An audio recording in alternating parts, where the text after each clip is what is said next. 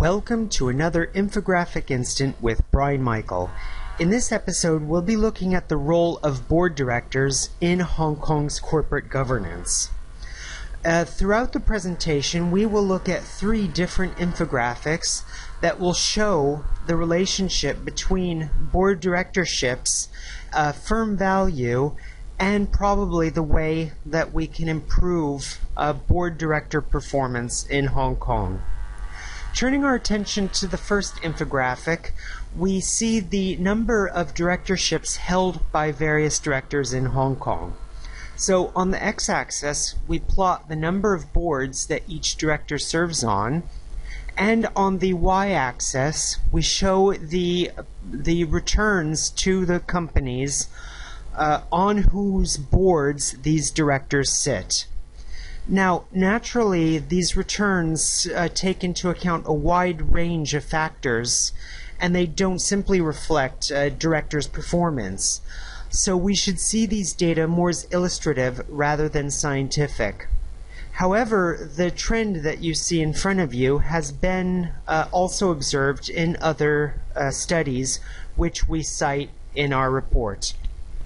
Now, turning our attention to the infographic, we see that as the number of directorships increases, generally firm performance increases, and thus by implication the director's performance increases.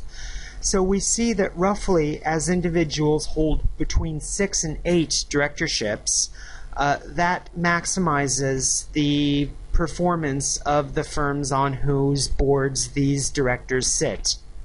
However, after about 8 seats, we see a decline in firm performance, and this suggests that directors become overcharged and unable to exercise their functions as well as if they had less seats. So these data suggest either one of two things. First, that directors gain more experience as they sit on more boards, and therefore they're able to apply these different experiences to the benefit of the companies on whose boards they sit. Or, secondly, that they might even be able to use the relationships and seek synergies across these companies in order to increase growth. Naturally, we would need some kind of network study or other study of the links between boards in order to know which of these hypotheses are correct. However, the message is clear that as directors take on too many board obligations, too many seats, they become overcharged and firm performance suffers.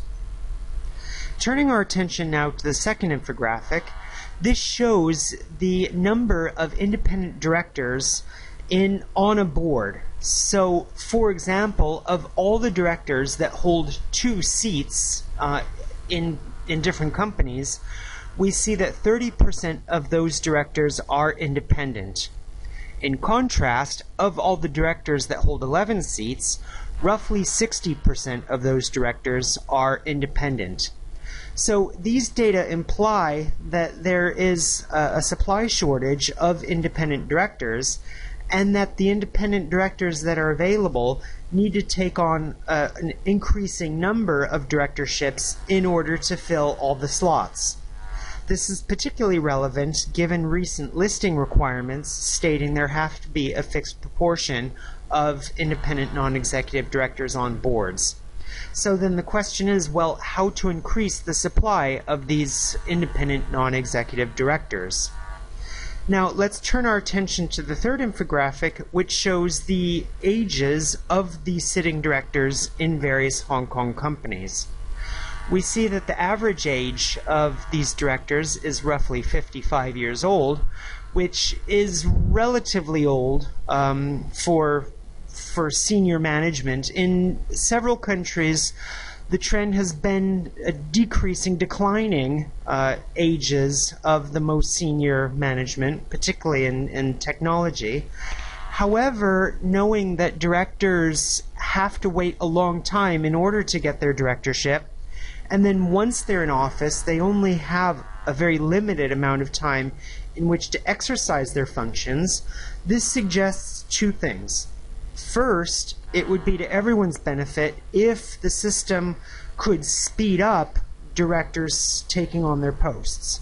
So as average ages of directors fall, that would improve the amount of time, that would increase the amount of time these directors can sit on these boards.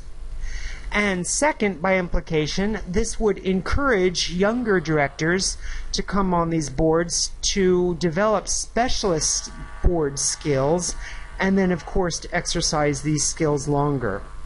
Thus, decreasing average ages for Hong Kong's board directorships can only be a good thing.